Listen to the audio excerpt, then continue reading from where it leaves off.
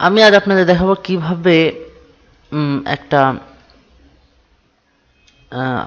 আলাদাভাবে একটা সাইট তৈরি করার জন্য, সাইট টেস্টিং করার জন্য ফাইন্ড ম্যানেজার থেকে ডাটাবেস ক্রিয়েট করে সেখানে ওয়ার্ডপ্রেস আপলোড করে কিভাবে সে সাইটটাতে আমরা এসইওর কাজ করব। তো আজকে দেখাবো শুধুমাত্র কিভাবে একটা সাইট, আলাদা একটা সাইট লাইক সাবডোমেনের মতো একটা সাইট তৈরি করতে হয়। আমি আমার সি প্যানেলে এখানে লগ ইন করেছি। এখন আমাকে সি প্যানেল থেকে এখানে একটি ডাটাবেস ক্রিয়েট করতে হবে। তাহলে আমার প্রথমে যাব সি প্যানেল থেকে, এখানে performance, mails, files, logs, security, domains, database. ডাটাবেসের আমরা এখানে মাইএসকিউএল ডাটাবেস উইজার্ড এখানে যাব। এখানে আমরা যে নামে আমরা এখানে একটা ডাটাবেস ক্রিয়েট করব সেটা লিখতে হবে। আমি যেমন অন্য আলো ও এন, এটা আমার ডিফল্ট ডাটাবেস, প্রাইমারি ডাটাবেস। এখানে আমি এর আন্ডারে আমি নিলাম রাব্বি, RABBI, রাব্বি। এই নামে আমি একটা ডাটাবেস ক্রিয়েট করব। Next step. এখন আমরা ইউজার নেমটা এখানে যে ডাটাবেসটা ক্রিয়েট করলাম এর ইউজার নেম আমরা কি রাখবো, মানে যে ইউজার নেম দিয়ে আমরা ইউজার নেম, পাসওয়ার্ড যেগুলো দিয়ে আমরা এখানে ডাটাবেসে ঢুকবো, এটাও আমি একই রাখি, রাব্বি। পাসওয়ার্ড আমি একটা পাসওয়ার্ড দিয়ে দিচ্ছি।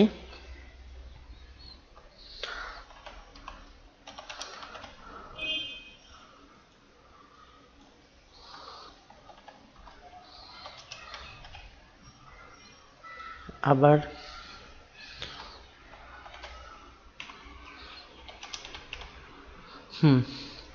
আমার ইউজার নেম দিয়েছি, পাসওয়ার্ড এগেন দিয়েছি, তারপর ক্রিয়েট ইউজার। এখানে এইগুলো এখন বোঝার দরকার নেই, এগুলো আমরা পরবর্তীতে আমি দেখাবো। এখানে শুধু অল প্রিভিলেজেস এখানে দিয়ে দিলাম আমি, তারপর নেক্সট সেটআপ। তাহলে এখানে দেখাচ্ছে যে আমার কিন্তু কমপ্লিট। তাহলে ইউজার অন্য আলো underscore Rabbi was added the database অন্য আলো আন্ডারস্কোর রাব্বি। ওকে, ঠিক আছে। তাহলে এইটা আমি একটু কপি করে রাখি, ইউজার নেম আর database user name, database name, এইটা একটা নোটপ্যাডে আমি রেখে দিলাম। আর একটা কথা বলি, আমি এখানে যে পাসওয়ার্ডটা দিয়েছি সেটাও দিয়ে দিচ্ছি। পাসওয়ার্ড আমি দিয়েছি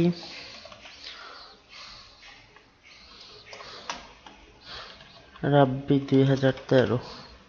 ওকে, তাহলে আমার এখানে ডাটাবেস ক্রিয়েট শেষ, আমি রিটার্ন হোম। এখন আমরা দেখব যে এই ফাইল ম্যানেজার, মানে এই ডাটাবেসটা যে ক্রিয়েট করছে সেটা কি আমার ভালোভাবে হয়ে গেছে কিনা, দুই জায়গা থেকে আমরা দেখব। আগে আমরা দেখব এখানে মাইএসকিউএল ডাটাবেস এখানে কি সেটা আছে কিনা। এখানে হ্যাঁ আছে, এখানে দেখা যাচ্ছে এই যে অন্য আলো এন আন্ডারস্কোর রাব্বি এখানে আছে। তারপর এখানে এখানে কারেন্ট ইউজারের মধ্যে এটা হয়ে গেছে, তাহলে এটা আসছে। আমরা আবার রিটার্ন টু হোম। এখন আমরা দেখব ফাইল ম্যানেজারে যে আমি যেখানে ইনস্টল দেব আমার সব কিছু, আমি যে কোনো ওয়েবসাইট যদি করতে যাই তাহলে সবসময় সেটাকে আমাকে কি রাখতে হবে, পাবলিক আন্ডারস্কোর এইচটিএমএল এই ফোল্ডারটার মধ্যে রাখতে হবে। আমি আবারও দেখে আমি কিভাবে যাব, এখান থেকে ফাইল ম্যানেজার, সেখান থেকে পাবলিক আন্ডারস্কোর এইচটিএমএল, এখানে আমি দেখতে পাচ্ছি রাহাত, রাজীব, এই দুটো আমি, সাকিম এগুলো আমি আগেই করেছি, রাব্বি এটাও এখানে আছে। ওকে, ঠিক আছে। দেখি এই ফাইলের মধ্যে কিছু আছে কি না। এর মধ্যে কিছুই নাই। এর মধ্যে আমরা ওয়ার্ডপ্রেস ফাইলটা ইনস্টল দেব। আগে আমাদের ওয়ার্ডপ্রেসটা ডাউনলোড করে নিতে হবে, www.wordpress.org।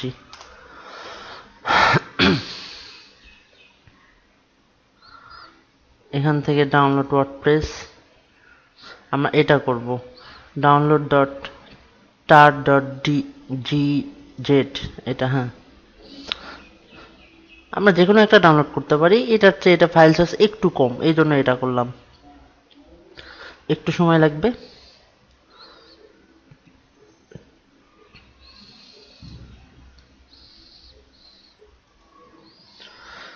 ওকে, আমাদের ডাউনলোড প্রায় শেষ।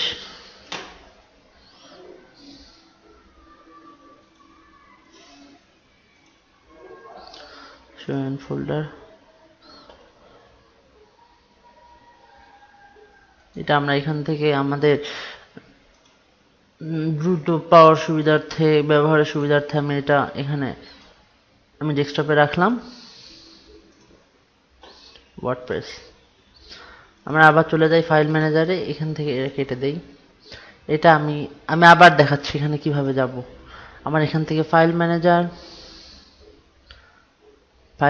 থেকে অবশ্যই পাবলিক আন্ডারস্কোর HTML, সেখান থেকে আমি রাব্বির নামে করেছি, তাহলে রাব্বি। এখানে আমরা ওয়ার্ডপ্রেসটা আমরা আপলোড করব। এখানে কিন্তু আপলোড অপশন এখানে আছে, এই যে আপলোড, ডাউনলোড, আপলোড। আমরা আপলোডে ক্লিক করি,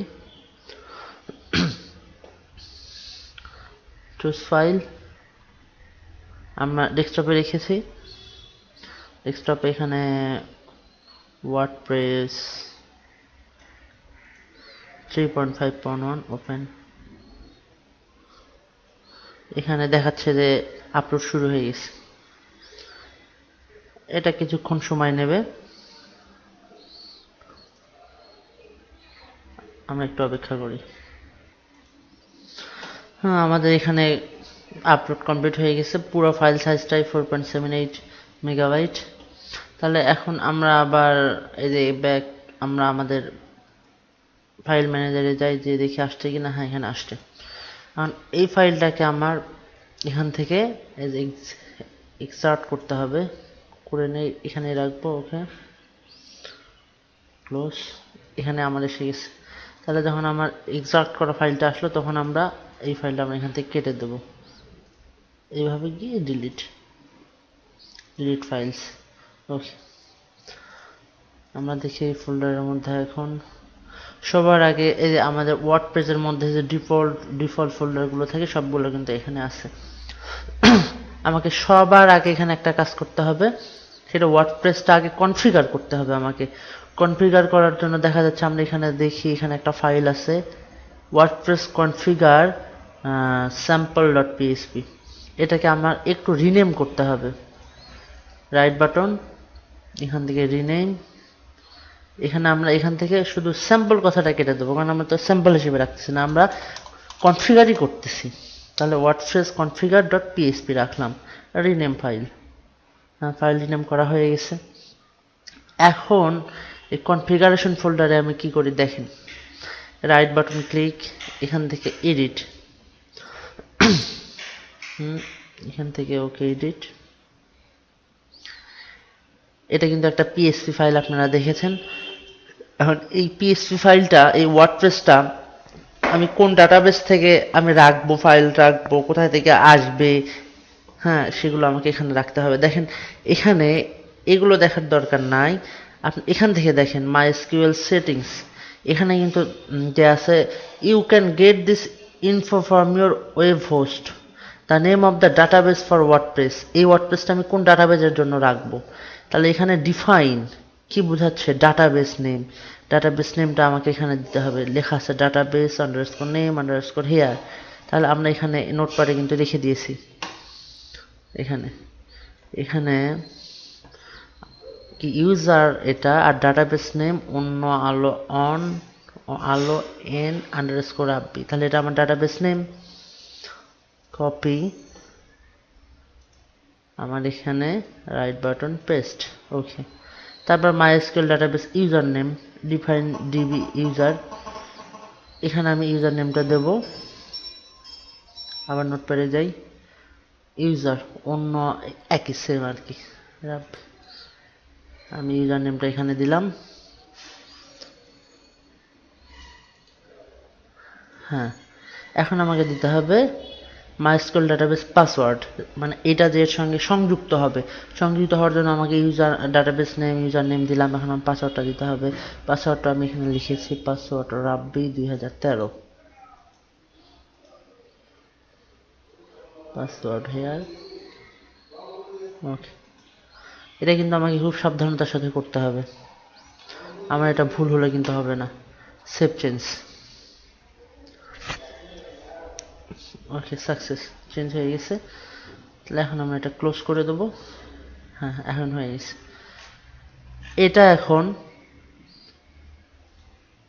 এটা তো আমার মেইন ওয়েবসাইট অন্য আলো ডট নেট, এটার আন্ডারে আমরা মাইস্কুল ডাটাবেসটা ক্রিয়েট করছি কি নামে, রাব্বি, RABBI, রাব্বি। এখন এখানে আসেনি, সরি, আরো কিছু কাজ বাকি আছে আমার এখানে। আমরা বলেছি কি সবকিছু আমরা এই ওয়ার্ডপ্রেস, এই যে ডিফল্ট ফোল্ডারগুলো আছে এগুলো আমরা কি পাবলিক আন্ডারস্কোর HTML এর মধ্যে রাখবো। আমি আবার যাই, আর একবার এখানে দেখাই, এটা কাটা দেই। আমার এটা কি এটা হচ্ছে আমার সি প্যানেল থেকে আবার আমি ফাইল ম্যানেজারে গেলাম।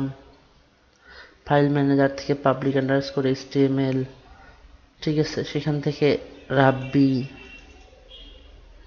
এখানে দেখা যাচ্ছে ওয়ার্ডপ্রেসের মধ্যে এই ফাইলগুলো আছে।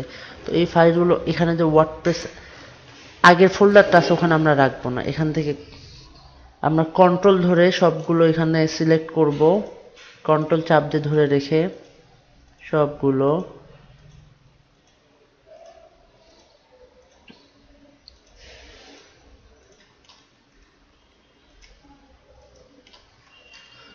এখান থেকে আমরা তারপর চাপবো মুভ ফাইলস। এখন মুভ ফাইলস এর মধ্যে আমরা কোথায় রাখবো, এটা কিন্তু ওয়ার্ডপ্রেস, রাব্বির পর আর একটা ফোল্ডার আছে ওয়ার্ডপ্রেস। তাহলে এটা যদি আমরা করতে যাই এখানে কিন্তু আমাকে লিখতে হবে .net/rabbi/wordpress, অনেক বড় একটা ফোল্ডার হয়ে যায়। হ্যাঁ, এখান থেকে আমাকে করতে হবে। তাহলে আমি এত বড় না দিয়ে আমরা এখান থেকে একটু শর্ট করে নেই, যে ওই আগে পরে ওয়ার্ডপ্রেস ফোল্ডারটা আমরা একটু কেটে দেবো। তাহলে এই ফাইলগুলো আমি কোথায় মুভ করবো, এটা কিন্তু আছে এখন পাবলিক আন্ডারস্কোর HTML ফোল্ডার, সেখান থেকে রাব্বি ফোল্ডার, সেখান থেকে ওয়ার্ডপ্রেসের মধ্যে। তো আমরা এত ফোল্ডার রাখবো না, আমরা পাবলিক আন্ডারস্কোর HTML, সেখান থেকে রাব্বি, এই ওয়ার্ডপ্রেসটা আমরা কাটা দেবো। আমরা এখানে ফাইলগুলো মুভ করব, মুভ ফাইলস,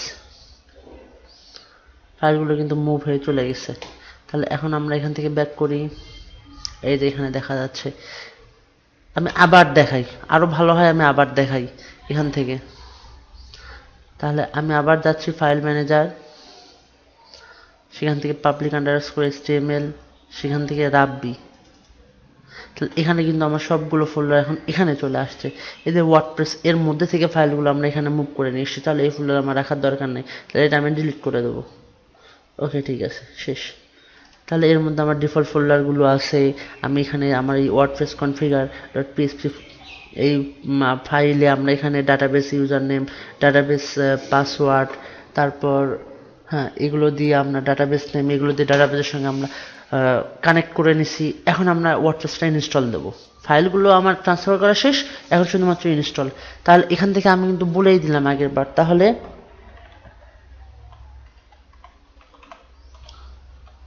এটা মেইন ডোমেইনের আন্ডারে আমার এখানে একটা একটা ডাটাবেস ক্রিয়েট করা হয়েছে, নাম কি রাব্বি, RABBI। ওকে, ইন্টার, এই এখানে চলে আসছে অটোমেটিক্যালি। এখন এখানে ইনস্টল করতে বলতেছে, আমাকে একটা সাইট নেম দিতে হবে, সাইট টাইটেল যে কোনো কিছু দিতে পারি, যে মাই টেস্ট ওয়ার্ডপ্রেস সাইট। ওকে,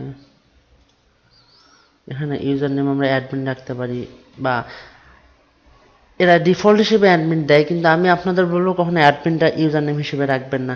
কারণ 70% ওয়ার্ডপ্রেস সাইট হ্যাক হওয়ার মূল কারণ হচ্ছে তার ইউজার নেমটা অ্যাডমিন রাখা। তাহলে এখানে আমি রাব্বি দিয়ে দিলাম। পাসওয়ার্ড, আমি যে পাসওয়ার্ডটা দিয়েছিলাম আমার ডাটাবেসে সেটাই আমি এখানে দিয়ে দিই। Password again. ওকে, এখানে ইমেল আইডি দিতে হবে। রাব্বি, তোমার ইমেল আইডিটা কি?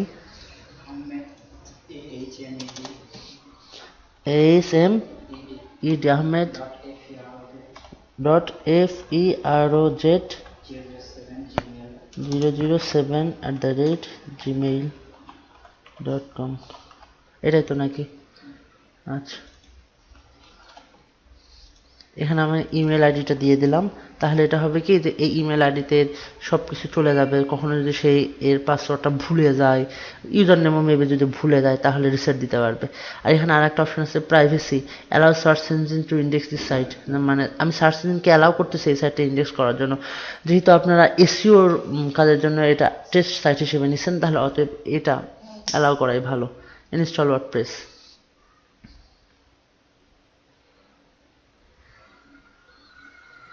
একটু অপেক্ষা।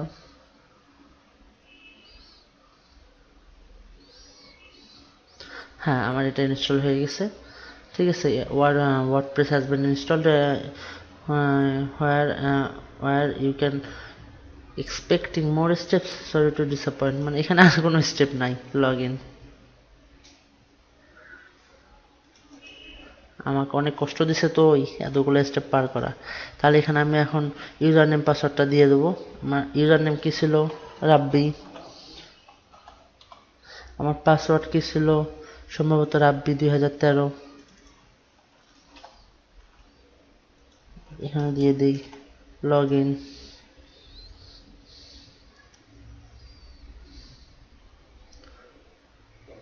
ওকে, এই যে ড্যাশবোর্ড চলে আসছে। তাহলে এখানে কিন্তু একটা নতুন একটা ওয়ার্ডপ্রেস সাইট এখানে তৈরি হয়ে গেল। আমি দেখি আমার ওয়েবসাইটটা, দেখি এখান থেকে ভিজিট ওয়েবসাইট।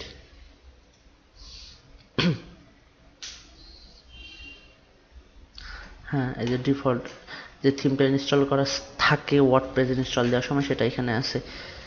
তাহলে আমাদের শেষ কাজ শেষ। তারপর আমি দেখাই দিই এখান থেকে কাজ করার সময় যে কোনো থিমস আপনারা নিতে পারেন এখান থেকে। যেমন 2012 দিয়ে আছে, 2011। আমরা আরও এখান থেকে থিমগুলো এখান থেকে ফ্রি থিমস যেগুলো আছে ওগুলো নিতে পারেন।